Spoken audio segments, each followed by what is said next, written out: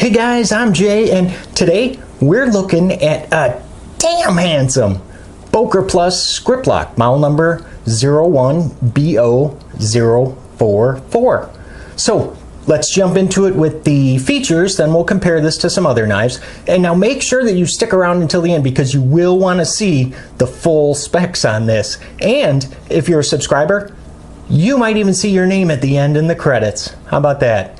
Now, I know that you guys are super busy, which is why I just want to quickly remind you to click on that subscribe button if you're looking for knife reviews that get right to the point.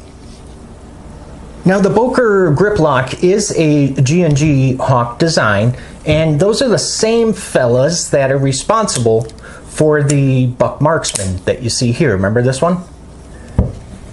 Now, this is considered an assisted opening pressure lock, also known as grip lock, which basically utilizes the function of levers for deploying the blade and closing it. So there really is not a lock in a true sense of the term as you would understand it. It really does just lock open from the pressure of your grip. As long as you're holding the knife like so, it holds this knife open. Now there is a secondary safety lock, which is just a wheel function here that you spin it forward and then it locks in this open position.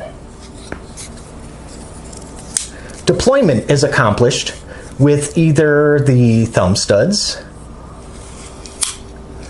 or this little nub here up at the top, which functions kind of like a top lever, which is my preferred method of deployment for this knife. The blade measures to be about 3 1/4 inches long and a thickness of 2.9 millimeters, and this is Aus 8 blade steel. Now the handle is 4 1/4 inches long, giving the Boker Griploc a fantastic blade to handle ratio. The thickness of that handle, it is under a 1/2 inch at 0.55. Now it does have a closed width, so how much real estate this is actually going to take up in your pocket is just going to be 1.35 inches. Now if we flip this guy over, you can see it is actually open construction. Then they're utilizing pillar spacers here on the spine. Okay, how about we just go ahead and get a weight on this guy, and we're looking at 2.9, let's call it 3 ounces, which is going to be the equivalent of, it looks like 1, 2, 3, 4, only 4 AA batteries. Now, if you're not crazy about this version of the Griploc, that's okay, because Boker has you covered. There are 2 other models available. You can get one with either black aluminum scales, and then the frame here would be gray, the same bead blasted drop point blade, or there's a version with white aluminum scales, and the frame is black coated, and so is the blade as well. Let's go ahead and bring in a couple other knives here just so you can get an idea of what we're working with today. So of course the Spyderco PM2, Benchmade Griptilian, let's bring in another Spyderco, and the Native 5, and let's do one more. This is the Cold Steel Recon 1. Let's quickly go ahead and run through my 7 likes and dislikes of the Boker Plus Griploc here, and we'll start with number 1, and that is the curb appeal. So the appearance, the aesthetics, how it looks, and I really like the curb appeal of the Griploc. Specifically, this really good looking hollow ground drop point. It does have a bead blast finish, and of course it's a plain edge. I really like how the handle and just the knife overall, how it looks in the open position. Now in the closed position, I mean, it's okay, but you can see it is just a little less appealing.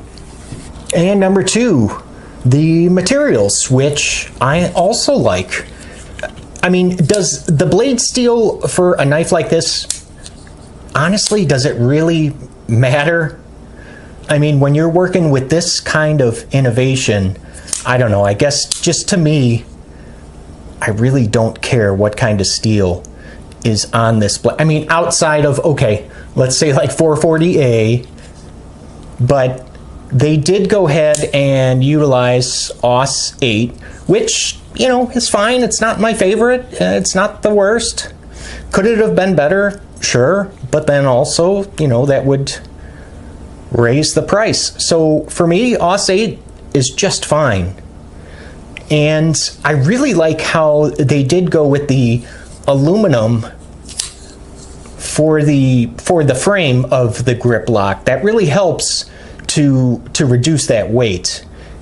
And these clear acrylic scales, in case you were wondering what they were made out of, it is acrylic, and it's completely justified here because you're able to see this awesome action.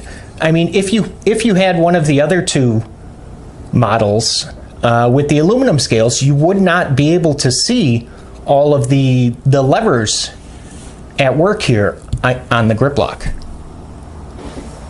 Number three, the function. Well, I like it. I mean, I guess the action is great. I really have no basis for comparison because I have never ever handled anything like this before. So, I mean, I can only base it on this knife and this knife alone. The top lever and the thumb studs function perfectly, and like I stated just a little bit ago, I prefer this top lever a little bit more over the thumb studs. Now think of the function kind of like the Paramilitary 2, in that with the PM2, your fingers are never ever in the blade path during operation. Same thing with the Griploc here. You're able to operate the knife completely without ever having your fingers in the path of the blade. Centering, I believe, is actually pretty good. Let's see. Yeah, no, it's a little, looks like it's a little bit to the left. You guys see that? Now, it does not affect the function whatsoever. I mean, there's nothing, it's not like the blade is rubbing up against anything. But yeah, it looks like it is just a hair to the left. And now the safety lock, which I talked about just a little bit ago. Now, just so you know, that lock only prevents accidental closures. So you're not able to lock the blade in a closed position to prevent it from opening. It doesn't operate that way. It will just prevent accidental closures, which I guess if I had to choose one, you know, for the safety lock to either prevent it from closing or prevent it from opening, well, yeah, I guess I would rather have it prevent it from closing on my fingers, right? Number 4, in the hand, I like. The grip is surprisingly comfortable. Now, the acrylic scales provide little to no traction whatsoever, And there are 2 areas of jimping on the Griploc. And it's going to be on the blade spine here. You guys see that? And there's a little bit of jimping on this top lever. Now the balance is way off. Let's see. So if I was to try and balance it where it should be at that choil, well, yeah, I just can't do it. So I have to have my, let's see, my finger back just a little bit. So it's not too bad, but it is handle heavy. That's for sure. Small price to pay, I guess, right?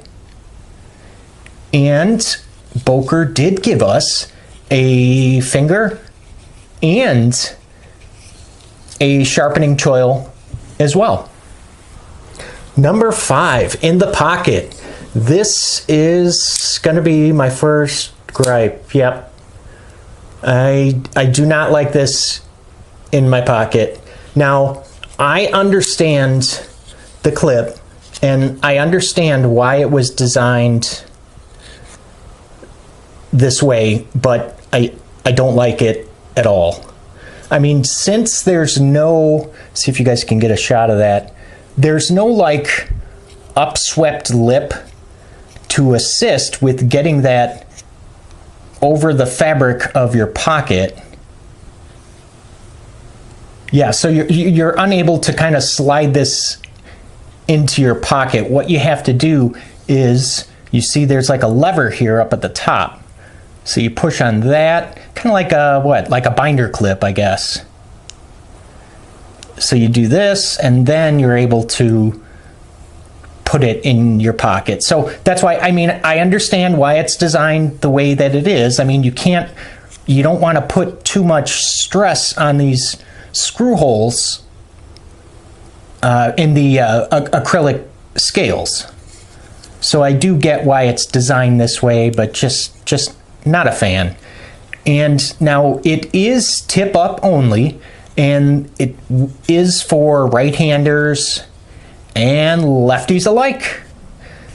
Now, there is quite a bit of blade that is exposed when the knife is closed. So that just enables the, I guess, the potential, you know, to scratch this up. Like if you have it in your pocket with your keys, the more blade that's exposed is the more area that can potentially get scraped up in your pocket.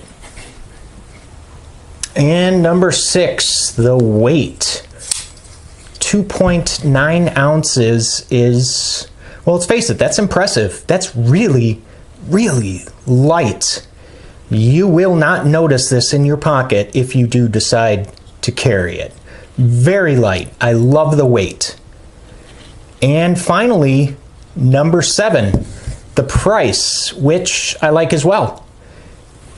I've seen this between 80 and as high as 90 bucks. So between 80 and 90, I think that that is just fantastic.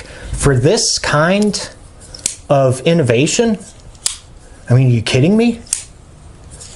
I could not believe it when I saw the price. Now, without the Griploc, I realize without that Griploc, 80 to 90 bucks for aluminum and Aus 8 is not too good. But throw that Griploc in the mix, and it's just a fantastic, fantastic price. Now, to very quickly summarize, we said curb appeal was alike, materials like, function like, in the hand like, in the pocket I did not like, weight I like, and price I like. So for those of you keeping score at home, that is 6-1, and I'm pretty sure you kind of know where I'm going to land with this knife. And I highly recommend the Boker Griploc. I mean, I would definitely consider this a light-duty knife. Now, as an EDC, of course, there's better options out there for day in, day out, everyday carry. I've already accepted the fact that I won't be carrying this very often.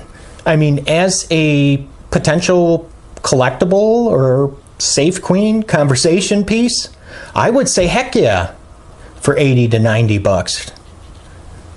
I highly recommend now this acrylic scaled version, so you're able to see the inner workings of this incredible piece of innovation from G&G Hawk.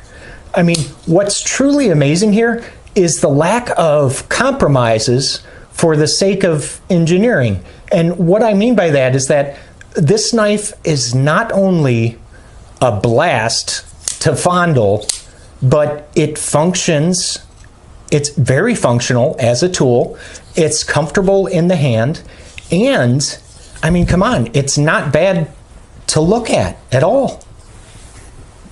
Now, if this video about the Boker Plus Griploc answered most of your questions, why not just go ahead and leave me a like? Now, don't go anywhere because you're really going to want to see the full specs on this. But first, I just want to thank you guys for stopping by and letting me talk knives with you and letting me show you this awesome, incredible knife. So thanks again, you guys, and I will see you at the next video. Stay put, specs are coming. You guys take care, okay?